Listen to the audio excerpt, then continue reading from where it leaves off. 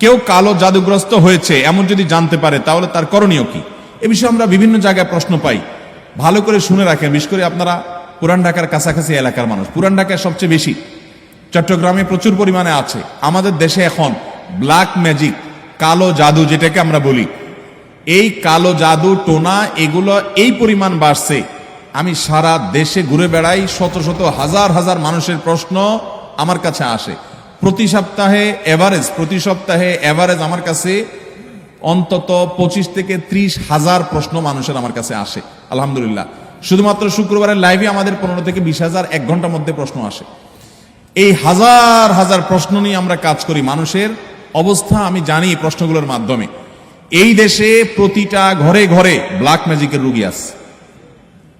আল্লাহ যাকে বাঁচাইছে তারা ভিন্ন, কিন্তু আমি দায়িত্ব নিয়ে বলতে পারি ম্যাক্সিমাম ফ্যামিলিতে ব্ল্যাক ম্যাজিকের রোগী ভরা, আমরা টেরও পাচ্ছি না। ছোট পোলাপান, অস্বাভাবিক চিল্লাচিল্লি, অস্বাভাবিক দুষ্টামি, ওই দুষ্ট জিনের উপদ্রব অথবা ব্ল্যাক ম্যাজিক।